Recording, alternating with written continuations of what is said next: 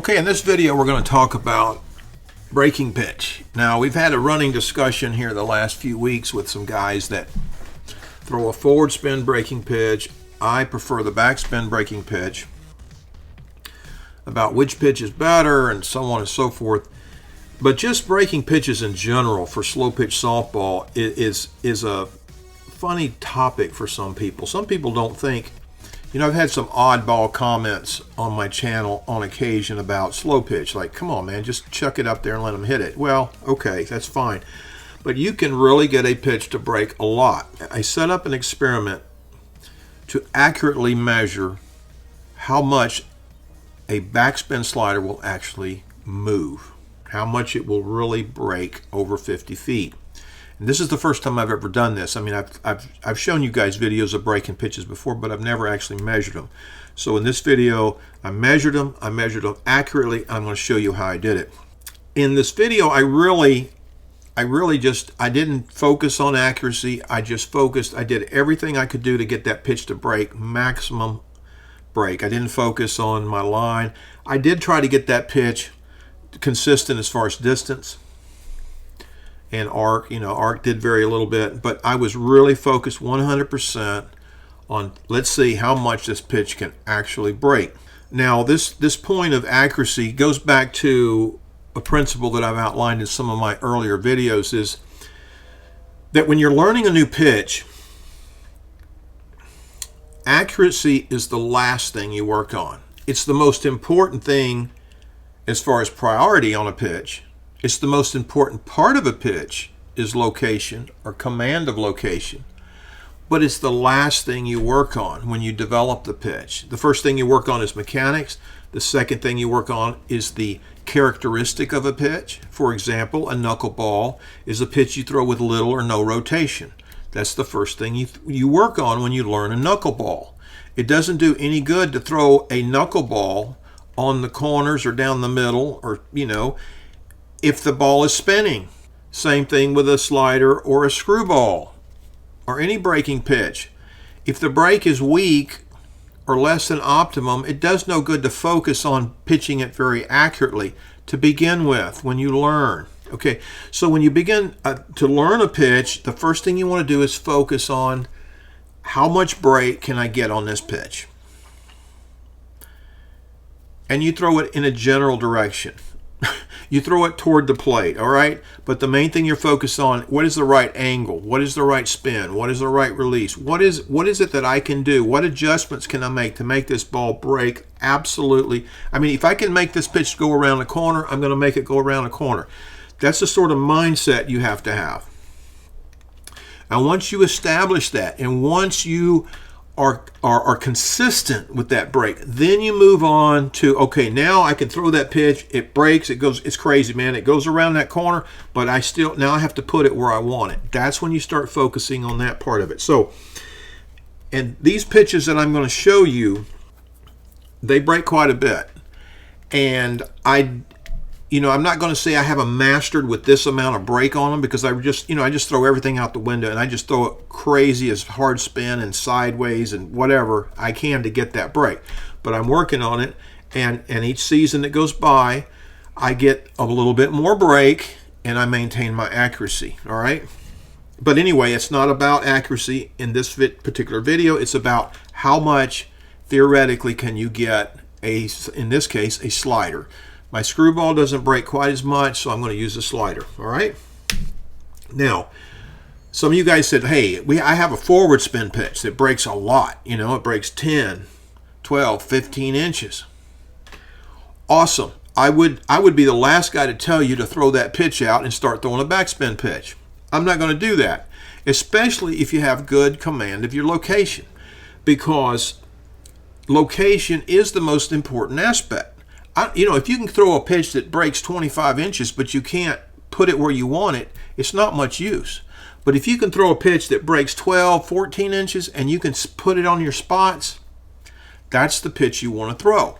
So I'm not trying to talk anyone out of a very effective. If you have an effective pitch, you're getting guys out, you're winning games, that's the pitch you want to throw. However, if you haven't thrown a breaking pitch before, or say your forward spin is not, you're not really happy with it, I would encourage you to try the backspin break and pitch, because as you'll see here in a moment, it breaks a lot. Okay. Now, one of our subscribers, Christopher, was kind enough to send me a clip of a 3-pitch sequence that he just recently pitched in a tournament. And in this 3-pitch sequence, he struck the batter out. And this is a perfect illustration of what I just said about location. Because on his strikeout pitch, it doesn't have that much movement, but he nails the location. And that's what's effective about this pitch. So it's not all about movement, it's about command. Now, movement obviously is part of the nature of the pitch. It's the characteristic of the pitch that makes it effective. However, without command, it has very little value. Let's go ahead and I'll show you Christopher's video, and I'll make some comments, and he shared some thoughts about it as well. So let's go on to that. And we'll just play it straight through without comment first, and you can take a look at it, and then we'll break it down. Here's the first pitch, nice breaking pitch on the outside corner. Next one's kind of a throwaway, and that's not a bad idea sometimes if you're confident. Then he comes back up with the money pitch right here, takes it for a strikeout. Let's just break this down a little bit.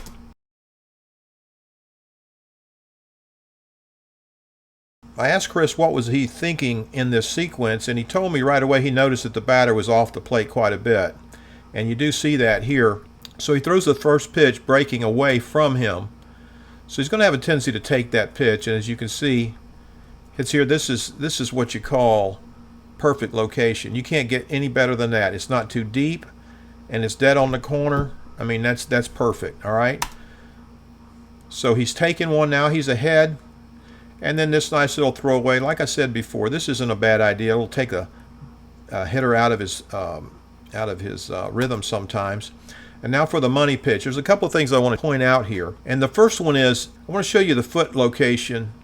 And this will be a little more relevant here in a minute when I show you my pitches that I measured. But if you notice here, as the pitch is coming up, after release, that first third or almost half the way, that pitch looks like it's coming inside on the batter right here. So the movement tends to be late on these pitches. So, and you notice, here's the other thing I want you to notice too. If the pitch is about a third of the halfway there, you can notice right here that the batter is committing his front foot. All right? So he's already committing to swing, but that pitch takes about 1.2 to 1.3 seconds to reach the plate. All right? He only has now about a half a second to 0.6 seconds to actually hit the ball. And this is where the break is going to occur, right here. So his foot's already coming up. He's making his commitment. But he's still thinking, hey, that pitch is inside. And what does he do? He watches it. Bang. Right on the corner. Awesome job, Chris. He takes it for the strikeout. And there we go. The other thing I want to point out here too is, if you notice, the overall break on that pitch is probably less than a foot. But it's effective. And the reason it's effective is because he has command of his location. That's the trick. It's command of location. That's what it is most of the time. You're not going to get hurt very often because your pitch didn't break enough. What you're going to do is you're going to get hurt if that pitch drifts over fat over the middle, then you'll get hit. Great job, Chris. Thanks for contributing that video. And let me move on to my measured pitches now. I'll show you how much break you can actually get on a curve or slider when you throw it with a backspin. Okay, I'm going to show you 3 pitches here.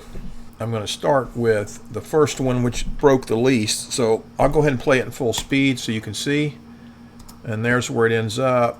And so I'll explain that here in just a second. So let me back up. We'll start so you can actually see what's going on. Now, this line I've drawn is corresponds with a mark on that fence.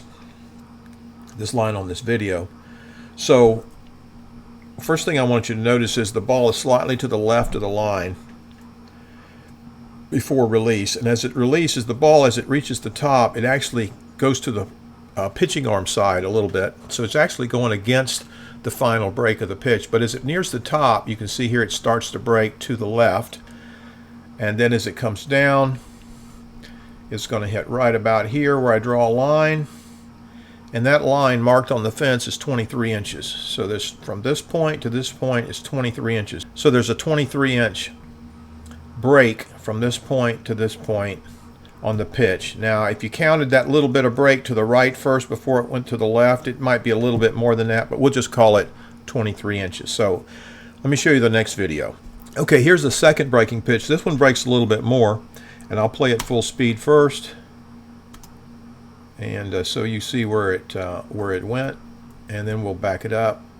And I want to point out again that this pitch starts slightly to the left of center of the line, and that pitch then runs to, as you can see here, it's running to the pitching arm side before it begins its final break. And as most of these pitches, they break mostly on the downside. If you notice, it's here, just about here is probably on the downside. I realize that the camera is not at the right angle to actually see the top, but that top is somewhere in this area. And then as it comes down, it's probably broken no more than 2 or 3 inches at this point. But then as it comes down, that's where most of the break is. And it's going to go right down in here. And that line is 25 inches measured on this fence. And another thing I'd like to point out is that the camera is level to the ground. There's no funny business going on here with tilting the camera. So that is an accurate measurement on the actual break of the pitch. And now to the last video that I have that'll demonstrate the maximum break that I've been able to get with a backspin slider. Okay, and then to the final pitch. I'll go ahead and play it full speed and back it up. Now this pitch is different than the first two in one way. I was able to get this pitch to line up perfectly on the line. As you can see at my release point, the ball is centered right on the line, and it stays centered probably 5, 6, 7 feet after the release point. You can see it's still centered, so this one is not running to the pitching arm side. So we're going to see all the break on this pitch measured at the end here. So as you can see, as it gets close to the top, it begins its break toward the glove arm side, and then as it comes down really out of my pit, and you can see I've drawn that line right there at that intersection at the bottom. And this pitch measures 32 inches from this line to this line, measured on marks on that fence, so it is accurate. So that is a pitch with a 32-inch break. And this is the point I want to make. When you're pitching, it takes about 1.3 seconds for that pitch to go from release to the hitting zone, right about here. So, and if you notice, most of that break is happening from the top of the pitch. Right here, it's not even broken more than maybe 3 inches. But as it's coming down into that zone, that's where all that break is. So the batter only has about a little over half a second to make his adjustment. If he doesn't pick up that break right in here, he's going to have to make an adjustment for that break, and that's very difficult to do. And that is why I say it is an effective technique to use when affecting a batter's timing. When a batter's timing your pitch, he's starting his clock on this release. So he's getting ready to hit the ball, and right about here is where he's picking up his front foot. And there's no way at this point he can guess that that pitch is going to break 32 inches. Okay? So he's going to have to make all his adjustment with his foot in the air, coming down, to hit the ball here at this point instead of where he thought it was going to be here. So that's why that breaking pitch is effective, not so much because he can't track it, it's because it's going to affect his timing. He's going to make some adjustments in his swing in about 0.6 seconds. Okay, thanks for watching, guys. Stay tuned and we'll catch you next time.